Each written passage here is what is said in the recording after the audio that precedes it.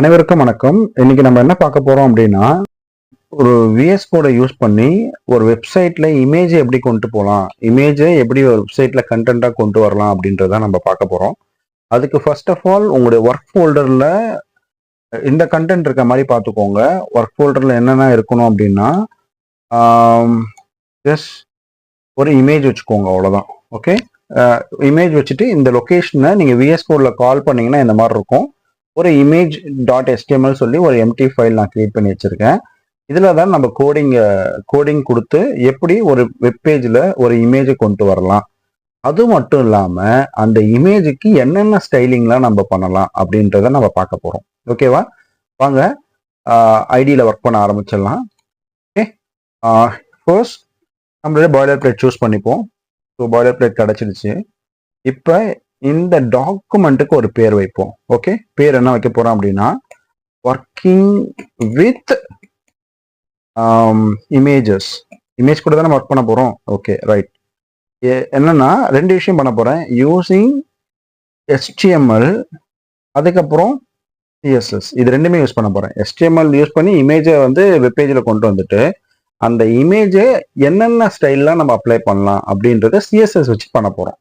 ஓகேவா, ஸோ இந்த ஃபைலை சேவ் பண்ணிட்டு ஜஸ்ட் நம்ம அவுட்புட் வருதான்றதை செக் பண்ணிடுவோம். Okay, let me read and this. பாருங்க, டைட்டில் வந்துருச்சு, working with image using HTML. Okay, so இப்போ படிப்படியாக நம்ம என்ன பண்ணலாம்னா டேட்டாஸை ஆட் பண்ண ஆரம்பிக்கலாம். ஓகே, ஸோ ஃபர்ஸ்ட் நான் ஒரு ஹெட்டிங் கொடுத்துக்கிறேன். ஸோ இதே ஹெட்டிங் தான், ஒர்க்கிங் வித் இமேஜஸ் அப்படின்னு நான் ஒரு ஹெட்டிங் கொடுத்துக்கிறேன். Okay, right. ஸோ இப்போ போய் பாருங்க, ஒர்க்கிங் வித் இமேஜஸ் நமக்கு வந்துருச்சு. Let it be. அதுக்கப்புறம் எனக்கு ஒரு லைன் வேணும், இதுக்கு கீழே எனக்கு லைன் வேணும். இப்போ ஹெச்ஆர் டேக் என்ன பண்ணோம்னா ஒரு ஹாரிசான்டல் ரூலரை கொண்டு வரும். ஸோ சேவ் பண்ணிட்டு நான் போய் செக் பண்ணுறேன், ஹாரிசான்டல் ரூலர் வந்துருச்சு. ஓகே, ஸோ இதுவரையும் எனக்கு வந்தாச்சு. ஃபர்ஸ்ட் ஸ்டைலிங் ஒன்று சொல்லியிருக்கேன்ல, அந்த இப்போ நம்ம பண்ணக்கூடிய மெத்தட் ஆஃப் ஸ்டைலிங் என்னன்னா இன்டர்னல் ஸ்டைலிங் சொல்லுவாங்க. ஸ்டைல் டேக்னு ஒரு டேக் இருக்கு. அந்த டேகை யூஸ் பண்ணி இந்த ப்ரோக்ராம்குள்ளாரியே எனக்கு என்னென்ன டேகுக்கெல்லாம் என்னென்ன ஸ்டைல்லாம் அப்ளை பண்ணணும்னு நினைக்கிறோம்னா நீங்கள் கொடுத்துக்கலாம். ஃபார் எக்ஸாம்பிள், இப்போ H1 ஒரு ஸ்டைல் இருக்கு, H1 ஒரு டேக் இருக்கா, அதுக்கப்புறம் HRன்னு ஒரு டேக் இருக்கா. ஓகே, இதுக்கு நான் ஸ்டைல் பண்ண போகிறேன். எப்படி நான் ஸ்டைல் பண்ண போகிறேன் அப்படின்னா, எனக்கு வந்து ஃபாண்ட் கலர் வந்து என்னவா இருக்கணும் அப்படின்னா ப்ளூ கலரில் இருக்கும். ஓகே, அண்ட் HRோடைய லைனுமே ப்ளூ கலர் இருந்தால் போதும். ஸோ அதனால் நான் இங்கே என்ன பண்ணுறேன்னா ப்ளூ கலரை சூஸ் பண்ணிக்கிறேன். ஓகே, கொடுத்தாச்சு. சேவ் பண்ணிட்டு போய் பாருங்க, ரைட். அந்த வேர்டிங்ஸுமே ப்ளூ கலர்ல வந்துருச்சு. அது மட்டும் இல்லாம இப்போ எனக்கு அந்த H1 ஹெட்டிங் வந்து என்ன வேணா, ஒர்க்கிங் வித் இமேஜஸ் அப்படின்ற ஹெட்டிங் வந்து சென்டர்ல வரணும். அப்போ என்ன பண்ண போறோம்னா டெக்ஸ்ட் அலைன் சென்டர், அவ்வளோதான். செக் பண்ணி பார்ப்போம் வந்துருச்சான்னு. வந்துருச்சு. ஸோ இதுதான் ஸ்டைலிங். ஓகே, அப்போ ஸ்டைலிங்குடைய சின்டாக்ஸ் என்னன்னு பார்த்தோம்னா, இது உங்களுக்கான செலக்டாஸ். ஓகேவா, இது உங்களுக்கான இது இது இது என்னன்னா ஜஸ்ட் உங்களுடைய டிஸ்கிரிப்டார்ஸ், டிஸ்கிரிப்டார்ஸ். இது உங்களுடைய ப்ராப்பர்ட்டி, அதோடைய வேல்யூ. ஸோ ஓகே, டிக்ளரேஷன் பார்ட்னு சொல்லுவாங்க. இது வந்து உங்களுடைய ப்ராப்பர்ட்டி, என்ன ப்ராப்பர்ட்டி செலக்டருடைய என்ன ப்ராப்பர்ட்டி யூஸ் பண்ண போறீங்களோ அது மட்டும் இல்லாமல் அதோடைய value. So colour blue, red, green என்ன வேணால் நான் யூஸ் பண்ணிட்டு போகலாம். ஸோ அது வந்து அதோடைய வேல்யூவாக வந்துடும். ஓகேங்களா, ஸோ நம்ம ட்ரை பண்ணி பார்ப்போம். ஸோ இது வரையும் கொண்டு வந்தாச்சு. Okay, fine, right. ஓகே, இப்போ நெக்ஸ்ட் வந்து ஒவ்வொரு ஸ்டைலிங்காக நம்ம அப்ளை பண்ண ஆரம்பிப்போம். ஓகே, முதல் இமேஜை கொண்டு வந்துடலாம். இப்போ இமேஜ் ஏதாவது இருக்கா இங்கே? நோ, இமேஜஸ் இல்லை. ஸோ இமேஜஸ் நம்ம கொண்டு வந்துடலாம். இமேஜ் கொண்டு வரதுக்கு இமேஜ் டேக்னு ஒன்று இருக்குது. அந்த சோர்ஸில் எந்த லொக்கேஷன் நம்ம சேவ் பண்ணிருக்கோமோ அதை பாயிண்ட் பண்ணிடுங்க.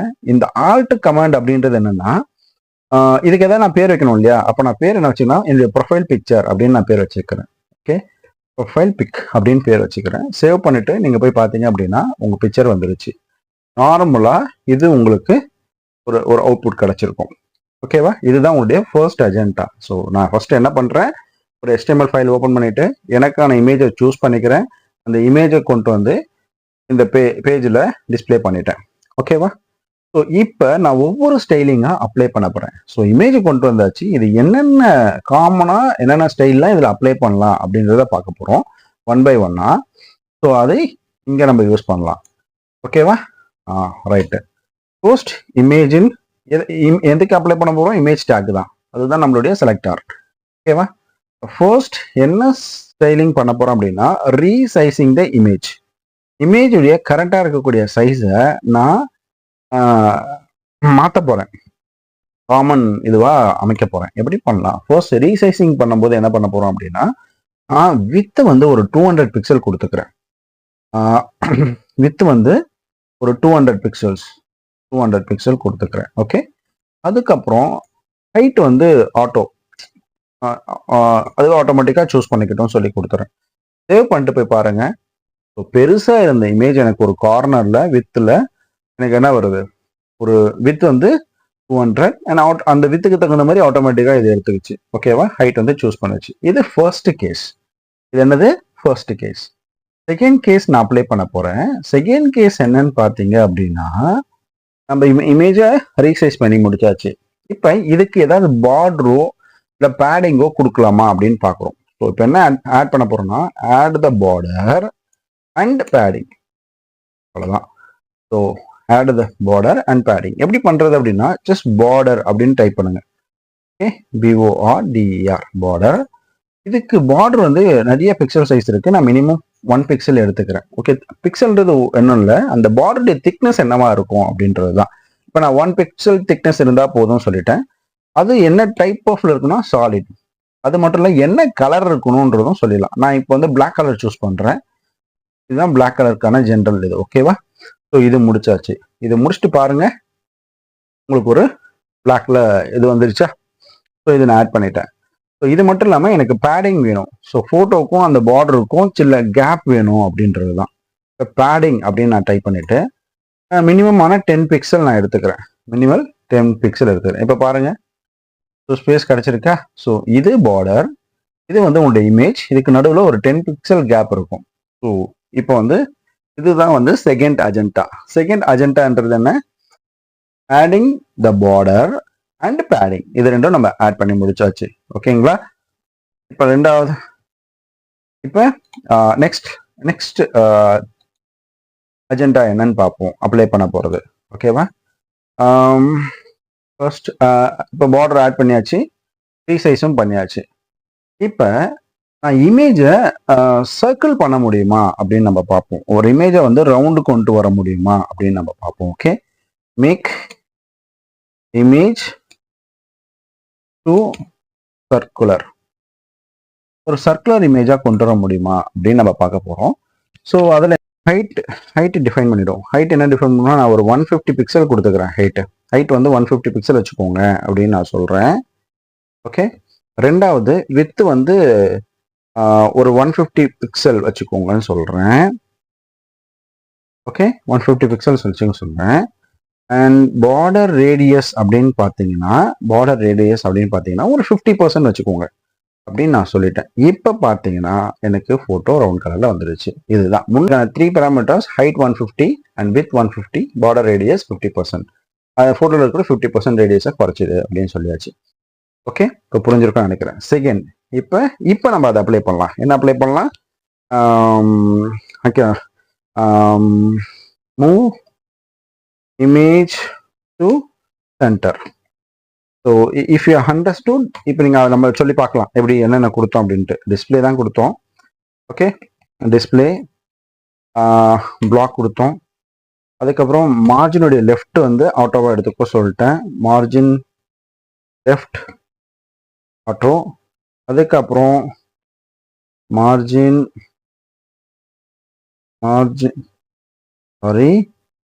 ARGIN margin right auto. Okay, முடிச்சாச்சு. இப்போ போய் பாருங்க, சென்டர்ல வந்துருச்சு. ரைட். ஸோ இந்த வேலை முடிச்சாச்சு. அடுத்தது இந்த இமேஜுக்கு ஏதாவது ஷேடுக்கு கொடுக்க முடியுமா, ஷேடோ கொடுக்க முடியுதா அப்படின்னு நம்ம பார்ப்போம். அதுதான் அடுத்த லாஜிக்கா இருக்கும். நம்ம okay, add box shadow. Okay, இமேஜுக்கு பாக்ஸ் ஷேடோ கொடுக்குறது எப்படி அப்படின்னா ஜஸ்ட் பாக்ஸ் ஐஃபன் ஷேடோன்னு அப்படின்னு வந்தீங்கன்னா ஒன்று இருக்கு, கொடுத்துட்டு ஹாரிசான்டலாக 4 பிக்சல் கொடுத்துருவோம். அதுக்கப்புறம் வெர்டிக்கலும் 4 பிக்சல் கொடுத்துருவோம். அதுக்கப்புறம் பிளர்னஸ் வந்து ஒரு 12 பிக்சல் கொடுத்துருவோம். அதுக்கப்புறம் red green blue alpha pink கொடுத்தீங்கன்னா அது கேட்கும். எனக்கு 0 இனிஷியல் வேல்யூ கொடுக்குறேன். அதுக்கப்புறம் இதுவுமே எனக்கு 0 கொடுத்துரு. 0, 0. இப்போ ஆல்ஃபா வந்து ஜஸ்ட் 30% இருந்தால் போதும். 0.3 ஒப்பாசிட்டின்னு சொல்லுவாங்க. ஸோ இதை கொடுத்துட்டு போய் பார்த்தீங்க அப்படின்னா ஷேட் வந்திருக்கா, இங்கே ஷேடு வந்திருக்கா, ரைட், அவ்வளோதான். ஓகே, ஸோ இப்போ ஷேடும் நமக்கு வந்துடுச்சு. ஸோ இந்த அஜெண்டாவும் நம்ம முடிச்சாச்சு. ஸோ அடுத்து வேற என்ன பண்ணலாம், காமனாக வேற என்ன பண்ணலாம் அப்படின்னு பார்த்தோம்னா, ஸோ ஃபர்ஸ்ட் இமேஜை கொண்டு வந்துட்டோம், இமேஜை ரீசைஸ் பண்ணிட்டோம், இமேஜுக்கு பார்டர் பேடிங் கொடுத்துட்டோம், இமேஜ் சர்க்குலராக கிரியேட் பண்ணிட்டோம், இமேஜ் சென்டரில் கொண்டு வந்தாச்சு. இப்போ இமேஜை பாக்ஸ் ஷேடோவும் கொடுத்தாச்சு. இப்போ நான் என்ன பண்ண போறேன்னா, அடுத்தது இமேஜை போய் கிளிக் பண்ணும்போது அது எனக்கு பிரிண்ட்ல ஜூம் ஆயிட்டு ஜூம் அவுட் பண்ற மாதிரி, ஜூம் இன் ஜூம் அவுட் பண்ற மாதிரி ரெடி பண்ணணும். அப்போ image colon when I have this mouse over கொண்டு போகும்போது எனக்கு இந்த பிரச்சனை, இந்த இது வரணும். அப்போ டிரான்ஸ்ஃபார்ம், ஓகே, டிரான்ஸ்ஃபார்ம் என்ன பண்ண போறோம்னா, ஸ்கேல் எவ்வளோனா 1.05, அவ்வளோதான். ஒரிஜினலை விட ஒரு 0.5% வந்து முன்னாடி வந்துப்போம் சொல்கிறேன். அதுக்கப்புறம் டிரான்சிஷன் 0.3 செகண்ட்ஸில் எப்படி இருக்கும்னா ஈஸி அப்படின்ற ஒரு டெக்னிக்கில் வந்து போனோம். அவ்வளோதான், சேவ் பண்ணியாச்சு. இப்போ செக் பண்ணி பாருங்க, வருதா? அவ்வளோதான். ஸோ இந்த இவ்வளோ விஷயம் தான் காமனாக இமேஜஸ் வச்சு HTML ஒர்க் பண்ணுவாங்க. ஒரு குயிக் ரிவ்யூ போயிடலாமா? ஃபர்ஸ்ட் ஒரு இமேஜை கொண்டு வர்றதுக்கு ஐ ஸ்டார்டட் யூஸிங், ஓகேவா, ஒரு இமேஜை கொண்டு வர்றதுக்கு நான் கொண்டு வந்துட்டேன். இமேஜ் கொண்டு வந்த பிறகு ஃபர்ஸ்ட் ஒன் ரீசைஸ் பண்ணேன். ரீசைஸ் பண்ணுறதுக்கு வித் 200 and 8 ஆட்டோ முடிஞ்சுதா. பார்டர் ஆட் பண்ணுறதுக்கு பார்டர் 1 pixel சாலிட், அந்த கலர் என்ன வேணுமோ. பேடிங்ன்றது பார்டருக்கும் உங்கள் அந்த ஃபோட்டோக்கும் உள்ள டிஸ்டன்ஸ். இமேஜை வந்து சர்க்குலர் கொண்டு போகிறதுக்கு ஹைட் 150 ஆகும், வித் 150 ஆகும் வந்துட்டு பார்டர் ரேடியஸ் 50% கொண்டு வந்துட்டேன்.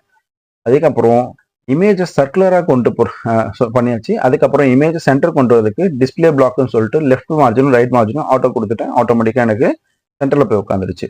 அண்ட் பாக்ஸ் ஷேடோன்றது அந்த இமேஜை சுற்றி ஒரு ஷேடோ கிரியேட் பண்ணுறதுக்காக நான் கொடுத்துருக்கேன். இது வந்து வெர்டிக்கல், இது வந்து ஹாரிசான்டல், இது வந்து வெர்டிக்கல், இது வந்து பிளர் ஸ்டேட், இது வந்து RGB அண்ட் ஒப்பாசிட்டி வேல்யூ 30%, அவ்வளோதான். நெக்ஸ்ட்டு அந்த இமேஜ் மேலே போய் நான் என் மவுஸ் ஓவர் வைக்கும்போது எனக்கு என்ன மாதிரி டிரான்ஸ்ஃபர்மேஷன், ஒரிஜினலை விட ஒரு 5% எக்ஸ்ட்ரா வெளியே வந்து அது பொறுமையாக டிரான்சிஷன் ஆகணும், அந்த அனிமேட் ஆகணும் அப்படின்றது சொல்லியிருக்கேன். ஸோ அதோடைய அவுட்புட் தான் உங்கள் ஸ்க்ரீனில் இங்கே இருக்குது. ஐ ஹோப் இந்த இமேஜஸ் வச்சு ஒர்க் பண்ணுறது உங்களுக்கு ரொம்ப பிடிச்சிருக்கும். முடிஞ்சால் ப்ராக்டிஸ் பண்ணுங்கள். நான் சொன்னது இமேஜஸை ஒரு வெப்பேஜில் எப்படி கொண்டு வரணும், அதில் என்னென்ன various type of styling CSS வச்சு அப்ளை பண்ணலான்றது தான் நம்ம பார்த்துருக்கோம். வேணா இந்த பார்டர் நல்லா இல்லைன்னா இந்த பார்டர் கூட நீங்கள் எடுத்துக்கலாம். உங்களுக்காக இன்னும் அதை சிறப்பாக நான் காட்டுறேன் பாருங்க. இந்த பார்டர் இருக்கு இல்லையா, இந்த பார்டரை வந்து நீங்கள் ஜஸ்ட் கமெண்ட் பண்ணி செக் பண்ணி பாருங்க, how it looks like, right. நான் உங்களுக்காக இதையும் அவுட்புட் காட்டுறேன் பாருங்க. ஸோ இதுவும் பார்க்க இன்னும் கேட்சியாக இருக்கும். Okay, that's about it. Thank you for watching this video and subscribe Techno Syntax for more videos like this. We'll see in the next video. Bye bye.